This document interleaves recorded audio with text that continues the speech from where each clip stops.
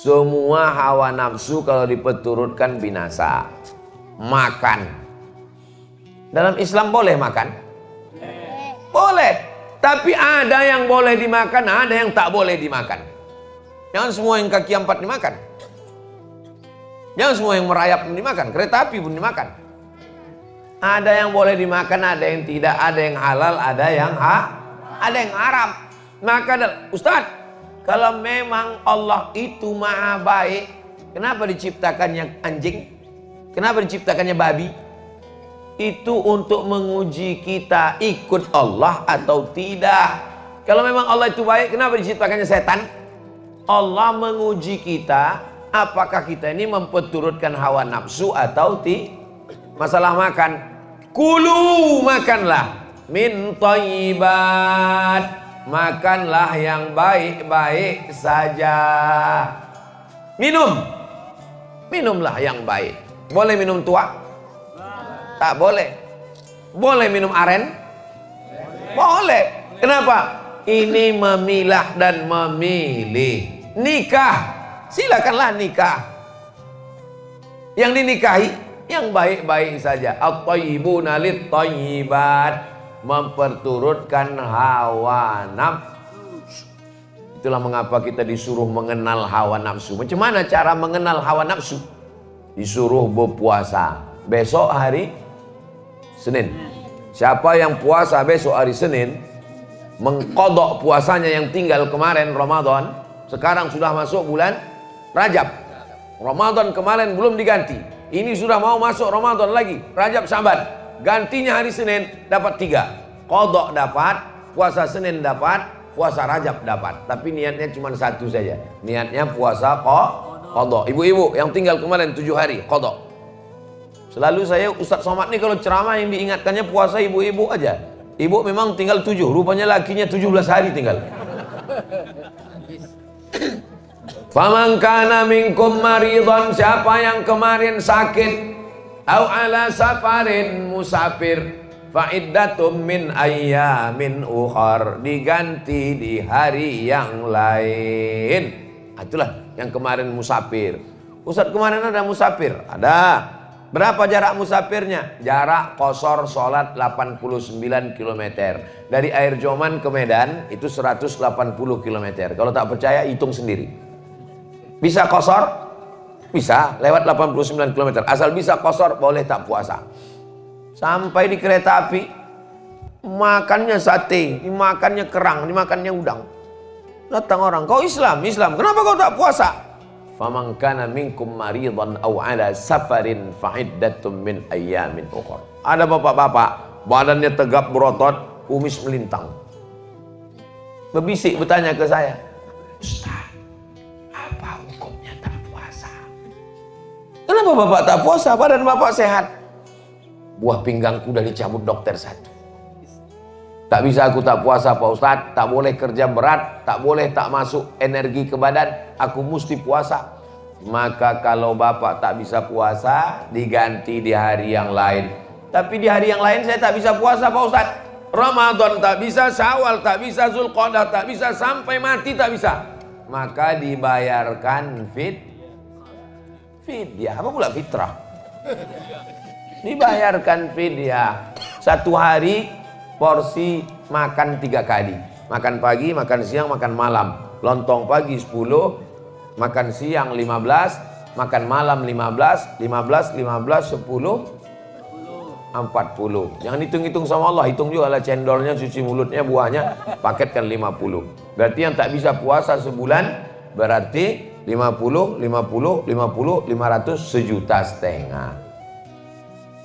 Hawa muttaba. Tapi kalau orang memperturutkan hawa nafsu, disuruh kita puasa untuk mengenal hawa nafsu. Jam 2 siang, mau orang kaya, mau orang miskin, mau diplomat, mau pejabat, kalau udah jam siang mukanya pucat, lapar, haus, mau mengamuk aja bawaannya. Betul? Menengok air sungai ular di Medan, mau menengok sungai Delhi, mau menengok sungai, ditengok air sungai Danau Toba, rasanya mau diminum semua, tak hilang haus. Tapi begitu terdengar suara azan, Allahu Akbar, Allahu Akbar, masuk 2-3 teguk kurma 2 biji, hilang hawa nafsu. Itulah hawa nafsu itu. Hawa nafsu ini semua rasanya. Anak-anak muda nih kalau sebelum nikah ini, wow, semua playboy cap tupai. Semua anak gadis orang mau dinikahinya. Tapi begitu sudah nikah, punya anak, pas ditanya, "Cemana?" "Cukuplah Pak Ustadz, satunya aja pun udah mau mati kayak berasa." Begitulah hawa nafsu ini. Maka yang paling bahaya ini adalah memperturutkan hawa. Kira-kira kalau manusia ini dikasih duit 1 ton emas, cukup apa tak cukup? Lau kana li bani Adam wadiyan min zahab. Seandainya manusia ini punya 1 lembah dari emas, ini bukit, di tengah ini ada lembah, isinya emas semua. Walan tamla fahu illa turab, tidak akan pernah puas sampai mulutnya disumbat tanah. Nah, maksud disumbat tanah tuh mati masuk liang lahat, masuk cacing tanah ke mulut, barulah kata dia cukup ya Allah. Makanya kalaulah orang tidak menturutkan hawa nafsu, selamatlah dunia akhirat. Doakan supaya yang ceramah ini pun tidak diperturutkan hawa nafsu. Karena, tapi ustadz kan ustadz, masa ustadz digoda setan juga? Ustadz, yang setan yang menggodanya, ustadz setan juga. Dia memang setan, tapi di kalangan setan itu dia ustadznya setan. Ustadz kan tamat dari Mesir. Iya, yang menggoda itu juga setan dari Mesir juga. Anak-anak buah Fir'aun. Maka didoakan jamaah. Jamaah ini kalau mendoakan, jangan doakan cuma anak bininya, doakan juga ya Allah Ustadz Somad itu pun janganlah lagi dia diperturutkan hawa nafsu, supaya kita ini bisa mengendalikan hawa nafsu. Nafsu makan, nafsu minum, nafsu jabatan, nafsu politik, nafsu kekuasaan, nafsu. Selamat daripada hawa nafsu. Selama masih makan, selama masih minum, selama darah masih mengalir, maka pasti ada hawa nafsu. Kalau mau tahu nafsu sudah tak ada ketika ruh keluar dari jasad. Bapak Ibu pernah tak menengok, waktu nengok jenazah pas buka, tiba-tiba jenazah itu bilang, "Ada tak lontong sayur?" Katanya. Pernah nengok jenazah minta makan? Itu menunjukkan selama nafsu masih ada, artinya selama jasad ini masih ada ruh, masih bersemayam. Tapi kalau sudah tak ada lagi, insya Allah. Jadi kalau ada orang yang ngomong, "Ustadz Somad, iya saya ini tak ada lagi hawa nafsu saya," berarti kau udah mati. Kita ini semua ada hawa nafsu, cuman bedanya ada yang memperturutkan hawa nafsu, ada yang bisa melawan hawa nafsu.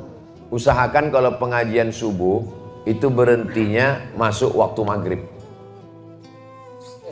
Macam mana pengajian subuh masuk waktu maghrib Pak Ustaz? Maghrib di Air Joman jam berapa? Jam 6 lewat 18. 18.35. Maka kalau pengajian subuh buatkan sampai jam 6.35. Begitu cara mudah ngitungnya. 6.35 pagi nih Pak. Bukan 6.35 sore. Kalau 6.35 sore nanti 2 gendangnya. Kalau tak ustadz tuh mati, jamaah tuh mati. Jadi kalau ada pengajian rutin subuh di masjid kita. Pas saya tanya ada, bingung jamaahnya, ada atau tidak? Dia mau bilang ada takut karena tak pernah hadir. Mau bilang tak ada takut ada, jadi kalau mana tahu buat acara pengajian subuh nanti Ramadan, buatkan pengajiannya itu sampai waktu sesuai maghrib. Ini kan waktu ini berubah ini. Nanti kalau kebetulan maghribnya 6.15, berhenti pas jam 6.15. Gunanya untuk apa? Supaya kita berhenti itu masuk waktu sholat sunat isyraq. Pakai kop, isyraq. Kalau pakai kap, isyraq sirik. Kau sholat apa tadi? Aku sholat isyraq. Sholat sirik. Isyraq artinya sholat waktu terbit matahari. Sholat terbit matahari ini keutamaannya 4. Pertama, sholat subuh berjamaah. Yang kedua, duduk iktikaf di masjid. Yang ketiga, berzikir. Yang keempat, sampai terbit matahari. Kalau dilaksanakan, kanat lahu ka ajri hajjatin wa umrah, dapat pahala seperti haji dan umrah.